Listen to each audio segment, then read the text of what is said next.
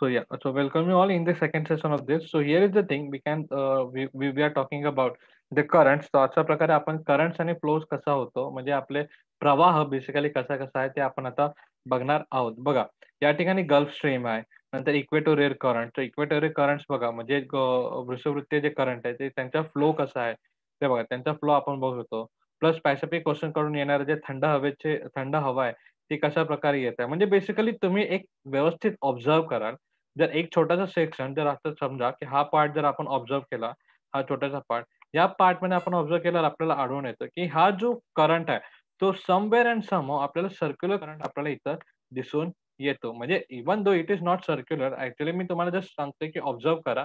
ऑब्झर्वेशनने कळेल. म्हणजेच कसं, एक लक्षात राहायला आपल्याला एक मोमेंट कळेल, की बघा जसं टोपामध्ये किंवा जर इफ सपोज आपण आपली अर्थ ही आपण जर टोप असं कन्सिडर केलं, बघा ज्या पृथ्वीला आपण टोप असा कन्सिडर केला आणि टोपामध्ये जशाप्रमाणे की गरम म्हणजे गरम पाण्यावरती आणि थंड पाण्याखालती आणि जो फ्लो आपण जो बघितला होता लिटरली, तोच फ्लो आपल्याला पृथ्वीवरती अर्थवर सुद्धा कुठे ना कुठे आणि कसं कुठे ना कुठे प्रकारे आपल्याला त्याच सारखा आपल्याला दिसत आहोत. इव्हन दो आपण जर अटलांटिक ओशनचा जर आपण फ्लो बघितला, जर पॅसिफिक ओशनचा जर आपण फ्लो बघितला, बघा पॅसिफिक ओशनमध्ये we can see the the Kuroshio coast current and the N Pacific that is North Pacific current. So हा जो करंट आपल्याला अशा प्रकारे फ्लो करताना दिसतो आणि तोच पुन्हा रिटर्न येताना कॅलिफोर्निया करंटच्या रूपांतर होऊन तो सो मीन्स व्हॉट अशा प्रकारे रिटर्न येताना आपण बघतो. मीन्स व्हॉट की here also it's making a circle. इथे सुद्धा आपल्याला सर्कल क्रिएट झालेला आपण बघू शकतो. So canary current, north north Atlantic current. So this is how we can observe that thing. फक्त इथेच आहे की या ठिकाणी इंडियन ओशन्सचे जे करंट आहेत ते that we can see this like this. या ठिकाणी आपल्याला एक कोल्ड जो आपण जे बोलतो, जो थंडाचा जो हे बोलतो, जे current that we cannot see because या ठिकाणी आपल्याला सलग असं एक वी कॅन सी एक जमीन किंवा एक आपण एशिया जो आपण म्हटलेला कॉन्टिनेंट म्हणजे या ठिकाणी सलग असा भूखंड आपल्याला इथं दिसून येतो. त्याच कारणामुळे इथे आपल्याला जरा थंड हवेचे जे थंड करंट जे आपल्याला इथे थोडे ॲब्सेन्स असलेले इकडे आढळून येतात. बट स्टिल ओव्हरऑल आपण जे बघतो, की आपण जे बोलतो जे बघा कोल्ड जे आपण करंट्स बोललोय, ते कोल्ड करंट हे आपल्याला ओव्हरऑल सगळीकडे आपल्याला दिसत आहे. म्हणजे ज्या गरम आहे, त्या ठिकाणी थंड आहेच आहे. Right? So this is how we can see. So here this is the next thing. So thing we have the rotation of the earth. So rotation of the earth आपण त्याचा सुद्धा आपल्यावरती म्हणजे आपले जे करंट्स आहेत त्यांच्यावरती त्याचा सुद्धा म्हणजे जो पृथ्वीचा परावलन आहे, जो पृथ्वीचा आपण जे बोलतो जे फिरणं आहे, ते सुद्धा कुठे ना कुठे पृथ्वीच्या जे करंट किंवा जो आपण प्रवाह जो आपण बघू शकतो, भले तो पाण्याचा प्रवाह असो का वाऱ्याचा प्रवाह, त्याच्यावरती सुद्धा त्याचा काही ना काही इफेक्ट हा पडत असतो. तर तेच आपण आता बघूया.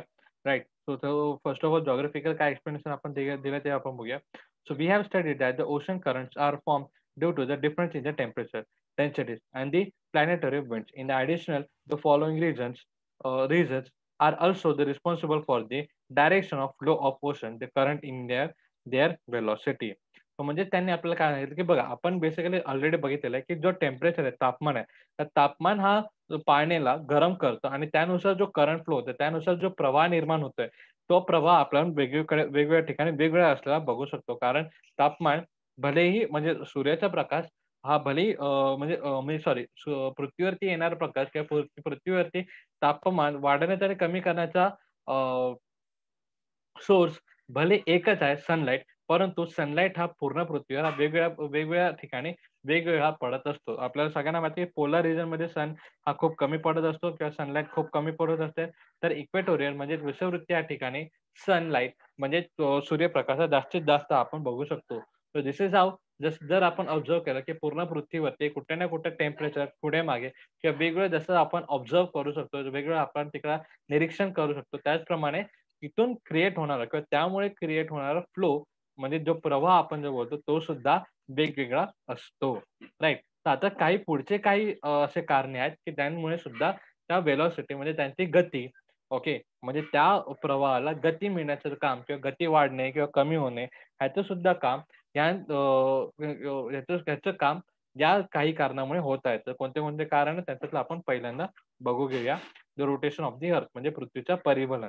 तर पृथ्वीच्या परिभ्रमण स्वतःभोवती होणारं परिभ्रमण. ओके. तर त्यामुळे सुद्धा काय काय होतं ते आपण आता बघूया.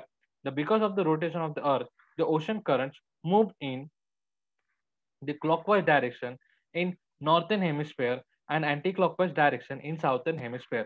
जशाप्रमाणे आपण जशाप्रमाणे we can see to see जी अर्थ आहे, जी अर्थ स्वतःभोवती रोटेट करत आहे. ओके. सी अर्थ जी स्वतःभोवती रोटेट करत आहे, या कारणामुळे नॉर्थर्न हेमिस्फिअर म्हणजेच काय, तर उत्तर गोलार्धामध्ये हा पाणी किंवा जो प्रवाह जो आपण बोलतो करंट, तो करंट हा क्लॉकवाईज डायरेक्शनमध्ये वाहत असतो. तर साउथर्न ह्याच्यामध्ये म्हणजे साउथर्न गोलार्धामध्ये, दक्षिण गोलार्धामध्ये तो आपल्याला अँटी क्लॉकवाईज म्हणजे घड्याळाच्या विरुद्ध भागेने वाहत असताना आपण बघू शकतो. राइट? तो घड्याळाच्या विरुद्ध भागेने वाहत असताना आपण बघू शकतो. म्हणजेच कसं? तर म्हणजेच आपण या ठिकाणी ऑब्झर्व्ह करूया. सो बघा, सी या ठिकाणी आपल्याला जे करंट आहेत, फ्लोज आहेत, ते आपल्याला क्लॉकवाईज डायरेक्शनमध्ये म्हणजे अशा प्रकारे फ्लोज होताना आपल्याला दिसतात आहे. Right? In this direction if we observe आणि त्याच्यानंतर आपल्याला जे अँटी क्लॉकवाईज डायरेक्शन म्हणजे एक्झॅक्टली त्याच्या ऑपोझिट आपल्याला साउथर्न हेमिस्फिअर म्हणजेच काय दक्षिण गोलार्धामध्ये आपण बघू शकतो. सो बघा ह्याच्यामध्ये करंट जे मी तुम्हाला बोललो होतो, की just if you will observe carefully तर तुम्हाला कुठे ना कुठे एक सर्कल तिथे क्रिएट झालेला आपण बघू शकतो. तर सर्कल कशासाठी आपण बोलत होतो? तर त्याचसाठी की आपण बघूया क्लॉकवाईज आणि अँटी क्लॉकवाईज डायरेक्शन त्यामुळे आपल्याला कळत आहेत. तर बघा, जर आपण व्यवस्थित ऑब्झर्व्ह केलं, मी तुम्हाला झूम करून पुन्हा एकदा दाखवतो. Right? So if we look at that point with the zooming, if we zoom that point, so see in the Pacific sorry in upper Atlantic ocean म्हणजे काय, जर नॉर्थच्या अटलांटिक ओशनमध्ये जर आपण बघितलं तर तिथला जो डायरेक्शन आहे किंवा त्यांचा जो फ्लो व्हायचा किंवा करंट फ्लो व्हायचा जो डायरेक्शन आहे तो आपल्याला क्लॉकवाईज आपल्याला दिसतो. म्हणजे घड्याळ जशी वाहते तर घड्याळ बघा आता 12, 1, 2, 3 अशा प्रकारे जसं वाहते म्हणजे कशी वाहते तर तो फ्लो कसा आहे तर अशा प्रकारचा फ्लो आपण बघू शकतो. म्हणजे अशा प्रकारे गोल गोल गोल गोल ते वाढत आहे. परंतु हे झालं क्लॉकवाईज डायरेक्शन म्हणजे घड्याळाच्या दिशेने. परंतु जर आपण साउथर्न हेमिस्फिअरला आलो म्हणजे दक्षिण गोलार्धामध्ये आलं, तर बघा सेम ओशन बघा जागा फक्त जागा चेंज झाली आहे, परंतु महासागरात सेम आहे. इथे सुद्धा अटलांटिक महासागर आहे, वरती सुद्धा अटलांटिक महासागर आहे. परंतु गोलार्ध चेंज झाल्यामुळे म्हणजेच काय, परंतु hemisphere because of the changes in hemisphere the direction of the current changes. म्हणजे जो नॉर्थ हेमिस्फिअरमध्ये आपण जे क्लॉकवाईज बघत होतो, तोच साउथ हेमिस्फिअरला आपण अँटी क्लॉकवाईज बघत आहोत. So this is how they are saying, this is what they are saying. Because of the earth rotation म्हणजे पृथ्वीच्या स्वतःभोवती परिवलनामुळे आपण हे चेंजेस बघू शकतो. म्हणजे दक्षिण गोलार्धामध्ये अँटी क्लॉकवाईज म्हणजे घड्याळाच्या विरुद्ध भागेने किंवा विरुद्ध दिशेने फ्लो किंवा करंट आपल्याला वाहताना दिसू शकतो. परंतु जर उत्तर गोलार्धामध्ये बघितलं तर ते आपल्याला घड्याळाच्या सोबत वाहणारे आपण बघू शकतो. कळालं? So this is how the earth rotation म्हणजे अशा प्रकारे पृथ्वीच्या परिभ्रमण आपल्या प्रवाहावर काम करत असतात. आपल्या करंट्सवर काम करत असतात. So next let's go for the next point. आपण डू यू नो सेशन आता बघूया. तर डू यू नो सेशन आपल्याला काय सांगतं? Let's go for that. The ocean currents of the Indian Ocean. There is the similar between the patterns. There is the similarly between the patterns of the ocean current in the Pacific and the Atlantic, but the flow in the ocean current in the Indian Oceans are different. The Indian Ocean is landlocked in the north, and the equator divides this ocean into the two parts, northern and southern. Northern and southern. The monsoon winds influence the ocean tremendously, and these winds changes their direction according to the season. And in the northern part of the Indian Ocean, the current flows in clockwise direction in summer, while in winter it flows the opposite direction due to the reversal of monsoon wind. तर हे आपल्याला एक लक्षात ठेवण्याची एक गोष्ट आहे ती काय ते आपण बोलूया त्याबद्दल नो प्रॉब्लेम. ओके. सो हा एक पार्ट तुम्हाला सगळ्यांना लक्षात राहिला. सगळ्यांना लक्षात आहे राइट. आपण बघितलं होतं क्लॉकवाईज डायरेक्शन आणि आपण बघितलं अँटी क्लॉकवाईज डायरेक्शन. तर हे कुठे-कुठे आपण बघू शकतो? तर आपण अटलांटिक ओशनमध्ये म्हणजे अटलांटिक महासागरामध्ये बघू शकतो. पॅसिफिक महासागरामध्ये त्या गोष्टी बघू शकतो. परंतु तीच गोष्ट जर आपण जेव्हा इंडियन ओशन म्हणजेच काय जेव्हा आपण हिंद महासागरामध्ये जेव्हा बघतो, तेव्हा तशा प्रकारची घटना आपल्याला इथं दिसून येत आहे का? Then answer is no. तशा प्रकारची घटना आपल्याला का नाही दिसत आहे? मी तुम्हाला ऑलरेडी सांगितलेलं आहे. एक पॉइंट तुम्हाला एक सांगितलेला आहे, की या ठिकाणी थंड हवा इकडे येत नाही. कोणत्या ठिकाणी आपण नॉर्थर्न हेमिस्फिअरमध्ये बोलूया. आपण उत्तर गोलार्धामध्ये बघूया. बघा, हा इंडियन ओशन आहे, बरोबर. म्हणजे काय? हिंद महासागर. हिंद महासागरामध्ये हा इक्वेटर जात आहे. इक्वेटर जात आहे म्हणजे काय जात आहे? तर हा वृषवृत्त जात आहे. तर वृषवृत्ताच्या वरच्या बाजूस जेव्हा आपण बघतो, ऑब्झर्व्ह करतो म्हणजे उत्तर भागेत, तर उत्तर भागेमध्ये आपल्याला अशा प्रकारे आढळून येतं, की बघा या ठिकाणी उत्तर भागेवरून येणारं म्हणजे पोलारमधून म्हणजे ध्रुवाकडून येणारे हवेसाठी इथे जागा आहे. समुद्र हा सपाट आहे. परंतु या ठिकाणी जर आपण बघितलं, नीट ऑब्झर्व्ह केलं, तर इथं वरती आपल्याला परिपूर्ण जमीनच दिसते. इथं फक्त आपल्याला भूखंडच दिसत आहे. We can see only land and we can see the continental land over here. And due to this and because of this polar wind, हे जे पोलार विंड जे येतात आहे, हे जे ध्रुवीय वारे आपल्याकडे येतात आहे, म्हणजे भारताकडे आपण जे बोलतो बेसिकली, हे कुठे ना कुठे अडवले जातात किंवा कुठे ना कुठे we can say we have the obstacle for that. म्हणजे बघा, जमीन ही सपाट असते का समुद्रासारखी? तर आन्सर इज नो. जमिनीवर टेकड्या आहेत, जमिनीवर डोंगर आहेत, जमिनीवर पर्वत आहेत, जमिनीवर खारी आहेत. We can see the mountains on the land, we can see the hills on the land, we can see the small hills we can see and we can see the plates म्हणजे पठार जे आपण बघू शकतो. तर अशा प्रकारचे जे वेगवेगळे स्ट्रक्चर ह्या जमिनीवर असल्या कारणाने या ठिकाणी ते जे वारे आहेत म्हणजे ध्रुवीय वारे आपल्याकडे पोहोचू शकतात का? Then answer is no. आणि आपल्याकडे वारे कसे वाहतात? तर आपल्याकडे समुद्राकडून पहिले वारे या ठिकाणी म्हणजे भारताकडे येत असतात. केव्हा? उन्हाळ्यामध्ये आणि नंतर तेच वारे पुन्हा एकदा समुद्राकडे वाहत असतात.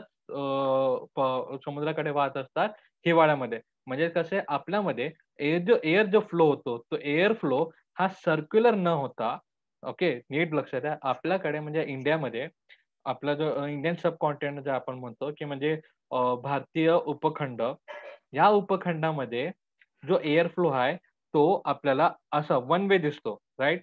तो आपल्याला सर्क्युलर दिसतो. तर जे वारे आपल्या भारतात येतात, जे वारे आपल्या भारतात येतात उन्हाळ्यामध्ये, तेच वारे नंतर पुन्हा जातात रिटर्न हिवाळ्यामध्ये, राइट? तर अशा प्रकारचा फ्लो आपण बघू शकतो इंडियामध्ये. म्हणजे भारताचं जे सबकॉन्टिनेंट आहे त्यामध्ये आपण हे बघू शकतो. याच कारणामुळे इथे आपल्याला सर्क्युलर मोशन जशा प्रकारे आपण इथं जे सर्क्युलर मोशन क्लॉकवाईज आणि अँटी क्लॉकवाईज जो डायरेक्शन आपण बघितलं होतं, तो इकडे दिसतोय का?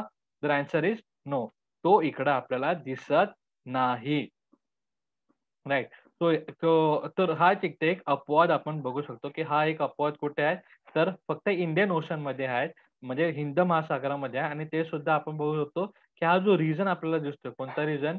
जो आपण नॉर्थर्न रिजन बघतोय हिंद महासागराचा, त्या ठिकाणी आपण बघू शकतो. राइट. परंतु तोच जर ऑब्झर्व्ह आपण खाली केलं इंडियन ओशनच्या साउथर्न साइडला, तर त्या ठिकाणी आपल्याला normal we can see that circular motion. Normal आपल्याला जे सर्क्युलर मोशन जे क्लॉकवाईज, अँटी क्लॉकवाईज जो डायरेक्शन आपण जे बोलतो, ते आपल्याला अँटी क्लॉकवाईज डायरेक्शन आपल्याला इथे दिसतं. परंतु या ठिकाणी दिसत नाही. कारण इकडे आपल्याला सलग असा भूखंड आपल्याला दिसत आहे. सलग असा आपल्याला we can see the continental land over here. That's why we can't see the circular motion or circular current in the we can say the northern hemisphere of the Indian Ocean. म्हणजे बोलायचा अर्थ काय? या इथे भूखंड असल्या कारणाने आपण जे घड्याळाच्या दिशेने वाहणं किंवा घड्याळासोबत किंवा घड्याळाच्या दिशेने वाहणारे प्रवाह हे आपण भारतीय महासागर किंवा हिंद महासागराच्या उत्तर गोलार्धामध्ये बघू शकत नाही. कारण इथे आपल्याला सपाट भूमी इकडं किंवा आपण इथं भूमी बघू शकतो. Right. This is the thing you can see आणि अशा प्रकारे हे त्यांनीच आपल्याला डू यू नो सेशनमध्ये सांगितलेलं आहे. Right. Let's go for the next point. आपण कोणता पॉइंट आपल्याला दिसतो, की ज्यामुळे जे they can influence the current ज्यांचा प्रभाव पडतो प्रवाहामध्ये ज्यांचा प्रभाव पडतो ते आता बघूया. त्याचा नेक्स्ट पॉइंट आहे कॉन्टिनेंटल स्ट्रक्चर म्हणजेच काय? भूखंड रचना. सो बघा, according to the alignment of the coastline, the direction of the ocean current changes. The velocity of the ocean current is around the 2 to 10 kilometer per hour. The velocity current is divided into the two types, the cold currents and the warm currents. Okay, so त्यांनी basically आपल्याला काय सांगितलं की भूखंड right, म्हणजे जे आपण continental बोलतो, आपल्या कॉन्टिनेंटल बोलतो आशिया वगैरे, हे जे आशिया वगैरे जे खंड आपण बघतो, या खंडाचा जो कोस्टल एरिया म्हणजे ज्या किनारपट्टी आहे, त्या किनारपट्टींच्या किनारपट्टीची जी लांबी आहे त्यावरती सुद्धा आपण बघू शकतो डिपेंडन्सी आहे यांच्या स्पीडवर. तर ते 2 किलोमीटर पासून ते 10 किलोमीटरचा स्पीड आपण या ठिकाणी बघू शकतो राईट. सो ह्याच्यामध्ये सुद्धा 2 फ्लो आपण बघितले होते, कोणता फ्लो, एक वॉर्म करंट आणि एक कोल्ड करंट, म्हणजे काय थंड एक उष्ण उष्ण प्रवाह आणि थंड प्रवाह आपण बघूया. आता सर्वात पहिले आपण बघणार आहोत की उष्ण प्रवाह right. So let's go for that. The effect on the ocean. Okay, so this is the thing. अशा प्रकारचे ते 2 फ्लो आपण बघितलेले होते, कशा प्रकारचे फ्लो होतात. आणि जो टोपाचा एक्सपेरिमेंट जो आपण लक्षात ठेवला होता, तर टोपाचा एक्सपेरिमेंट लक्षात ठेवा. त्यावरतीच हा संपूर्ण धडा, म्हणजे तो जर एक्सपेरिमेंट तुम्हाला लक्षात आला तर त्यावरतीच आपला संपूर्ण धडा आपल्याला कळून जाईल. ठीक आहे. So let's go for the next point, that is effect of the ocean surface currents on the human life. म्हणजे मानवावर होणाऱ्या त्या प्रवाहांचा किंवा त्या प्रवाहांचा प्रभाव, परिणाम. So बघूया, the ocean currents especially affected the climate of the region having the proximity of the sea. In cold region where the warm ocean current flows, the climate become warmer, and in some region the amount of the precipitation increases.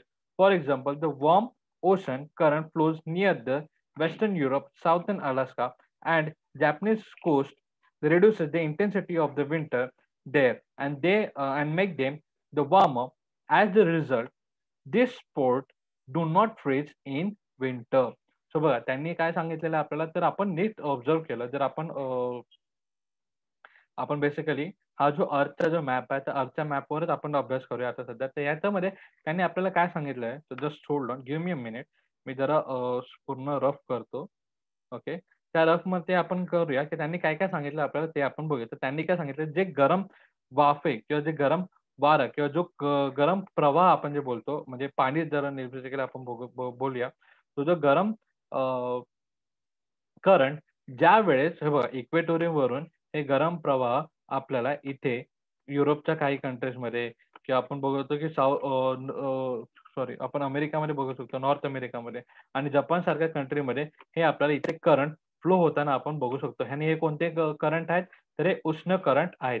तर हे उष्ण current काय करतात, तर त्या ठिकाणी बघा, या ठिकाणी जिथे ध्रुवीय वारे येत असतात, बघा इथे ध्रुवीय वारे येतात आहे, परंतु ते ध्रुवीय वारे स्वतः सोबत काय घेऊन येतात, ते तर स्वतः सोबत ते प्रेसिपिटेशन, म्हणजेच काय, तर त्याला आपण बर्फ बर्फ जे म्हणतो किंवा आपण त्याला म्हणू शकतो, हा बेसिकली बर्फच म्हणू शकतो, किंवा हिम आपण जे बनवतो ते हिम कॅरी करून किंवा थंडावा कॅरी करून ते जे येत आहेत, म्हणजे हे जे पोलार वारे, ते पोलार वारे त्यांना हे वारे गरम करण्याचं काम करत असतात. हे वारे काय करतात, तर तिथे या वाऱ्यामुळे, म्हणजे पोलार विंड्समुळे, म्हणजे ध्रुवीय वाऱ्यामुळे जो इथला तापमान अतिशय थंड झालेला असतो, तो तापमान हे गरम करत असतात. आणि याच कारणामुळे या ठिकाणी आपण बघतो की म्हणजे तिथला तापमान हा जास्त गरम पण नाहीये आणि जास्त थंड पण नाही. अशा प्रकारचं रिजन आपण तिथं बघू शकतो, की बघा, जपान झालं किंवा युरोपचे काही कंट्रीज झाले किंवा त्या ठिकाणी बघा, उन्हाळ्यामध्ये जास्तीत जास्त तापमान किती, 18 degree,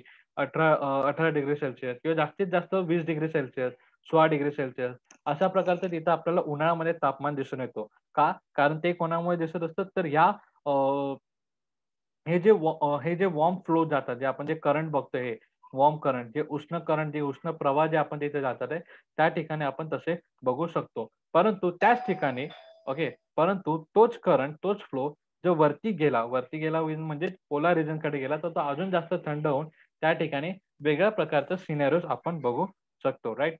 so let's go for that. काय त्याचं रिजन आहे ते पण आता आपण बघूया. सो हा जो सिनेरिओ जो मी तुम्हाला बोललो की ज्याच्यामुळे उन्हाळा means we can say the summer is not that much high due to this winds, that is Western European, Southern Alaska, and the Japanese coast, and reduces the intensity of the water there are and there make them the warmer. ठीक है? So there, so this is how we can see we can see the differences in the temperature. म्हणजे तापमानामध्ये होणारा जो फरक आहे किंवा जो बदल आहे तो हलकासा कोणामुळे होतो तर तो वॉर्मर करंट्स म्हणजे जो आपण उष्ण प्रवाह जे बोलतो त्यांच्यामुळे होत असतो. आता नेक्स्ट पॉईंट आपण बघूया. Had the ocean currents been absent, the ocean water would have remained still. In such water in biotic component would have been the divided of devoid of food, and consequently the marine life it is ecosystem would have been limited in its extent.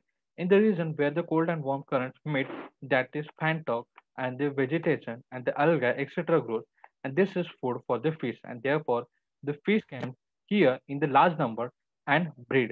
And this has in turn led to the formation of the large fishing ground, the Grand Bank near the North America, and the coast in the Atlantic Ocean, and the Dogger Bank near the European coast are the some of the examples. म्हणजे त्यांनी आपल्याला काय सांगितलंय तर त्यांनी आपल्याला असं सांगितलंय की हा जो रिजन आपण बघतोय की जिथे थंड हवा आणि उष्ण हवा एकमेकांना भेटत आहेत त्या ठिकाणी तापमान हे बोलतो ना एक सुटेबल तापमान बनू शकतो. अल्गे वगैरे म्हणजे शेवाळ वगैरे जे छोटे-छोटे प्लांट्स आहेत किंवा जे सागरी प्लांट आहेत त्यांना वाढण्यासाठी जो तापमान जो सराउंडिंग लागतो तो त्या ठिकाणी we can see right and that's why and that is the only reason here we can say in the European region and in the North America region in this region basically where the cold air and cold current and the warm current meets at that point we can see the plants like algae and we have some शेवळ्या ज्याला आपण जे basically म्हणतो ते plant तिथे वाढतात आणि ते कोणाचं फूड आहे तर ते छोटे छोटे जे मच्छी असतात छोटे छोटे फिशेस त्या छोटे छोटे फिशेसचे ते फूड आहेत आणि ते छोटे छोटे फिशेस ते खायला येतात आणि तिथे ते प्रजनन करतात म्हणजे काय करतात ब्रीड करतात म्हणजे बेसिकली ते तिथे भेटतात तिथं मीट करतात अँड देन त्यांची जी आबादी आहे ती सुद्धा वाढत असते आणि प्लस त्यांना तिथं जो अन्न आहे तर जो तिथे त्यांना फूड भेटत असतो तो मूलभूत भेटल्या कारणाने तिथे लार्ज नंबरमध्ये म्हणजे खूप असा जास्त नंबरमध्ये तिथे लोक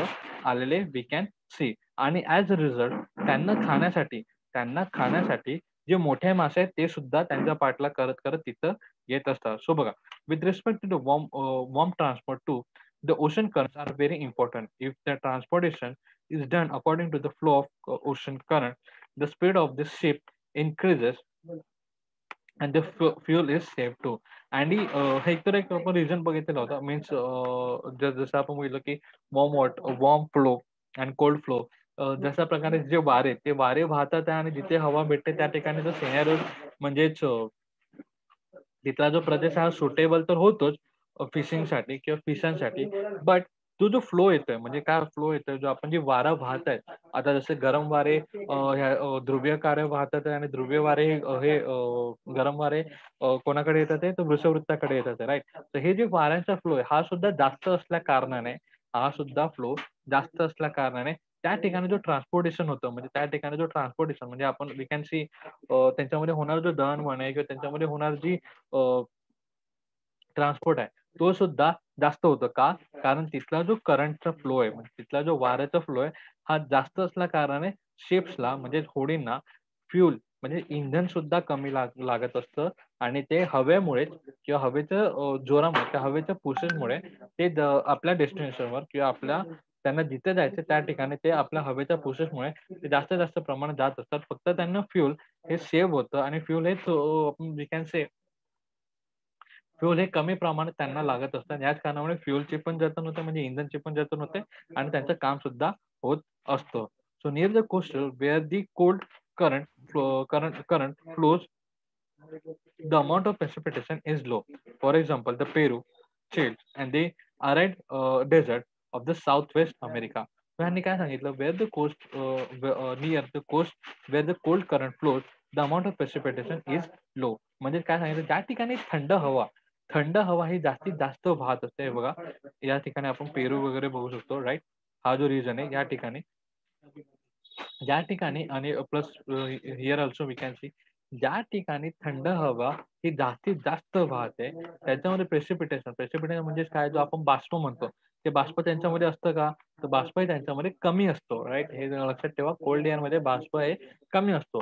म्हणजे त्याची होल्डिंग कॅपॅसिटी कमी असते. तर ते बाष्प तिथे कमी असल्या कारणाने तिथले पाऊस सुद्धा कमी असतो आणि ज्या ठिकाणी किंवा ज्या कोस्टल एरियामध्ये म्हणजे किनारपट्टीवर ज्या किनारपट्टीवर आपल्याला कोल्ड वॉटर किंवा कोल्ड करंट हा जास्त फ्लो होताना आपल्याला दिसतो, त्या ठिकाणी आपण ऑब्झर्व्ह करू शकतो डेझर्ट म्हणजे वाळवंट आपल्याला त्या तशा प्रदेशामध्ये वी कॅन ऑब्झर्व्ह.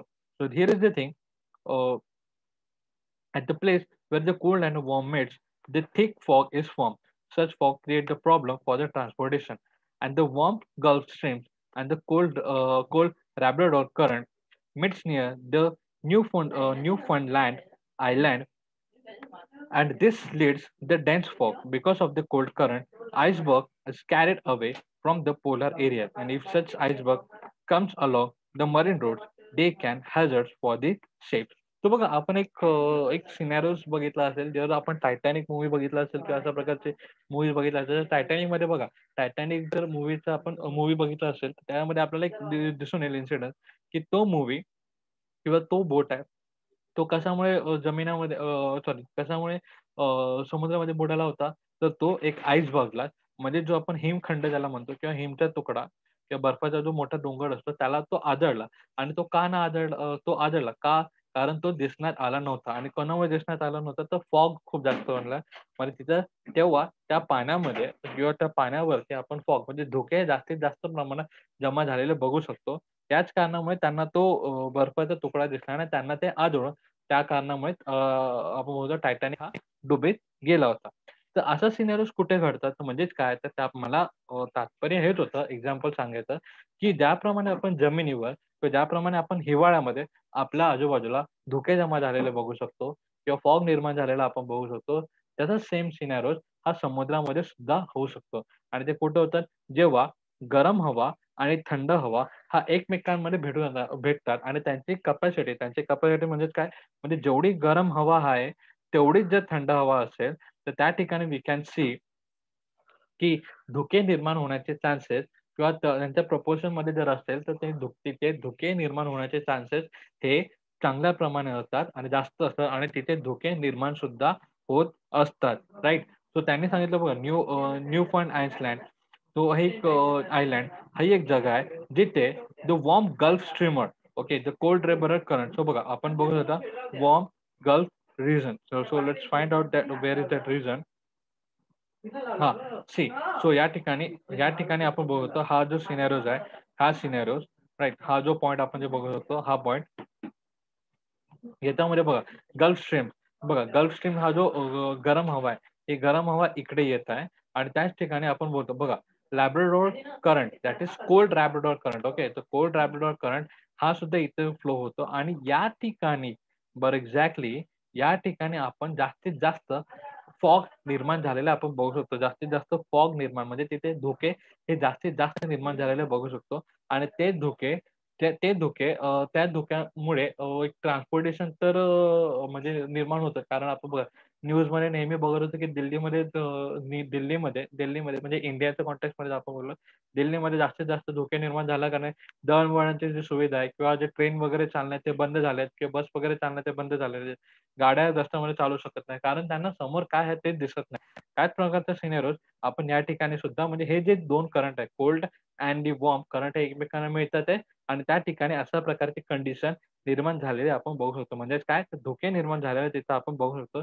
त्याच कारणामुळे तिथे ट्रान्सपोर्टेशन सुद्धा बंद होतंय. परंतु जर चुकीने आइसबर्ग किंवा आपण बघू शकतो जर चुकीने तिथं हिमचा जो मी तुम्हाला टायटॅनिकचा जो सिनेरिओ दिला होता, की हिमचा जो तुकडा जर आपण तिथे वाहता-वाहता जर तो एखाद्या शिपवर जर आदळला किंवा वाहता-वाहता तो कोणत्या सागरी किनाऱ्यावर आदळला किंवा कोणत्या बेटाला लागला किंवा काही असा ॲक्सिडेंट झाला, तर it is also the hazardous for the ship. म्हणजे काय तर हे एक धोकादायक आहे, असू शकतो आणि म्हणजे सांगायचं तात्पर्य आहे, की जे धोके हे दिसायला भलेही सुंदर दिसत असतील, परंतु दळणवळणाच्या कॉन्टेक्स्टमध्ये किंवा दळणवळणाच्या किंवा ट्रान्सपोर्टेशनच्या ज्या कॉन्टेक्स्टमध्ये आपण बघू शकतो, दिस इज हार्मफुल. तर हे एक हॅझार्डस आहे आणि ते एक बोलतो ना, एक डेंजरस सुद्धा आहे. डेंजरस आहे सुद्धा नाही, डेंजरस आहे.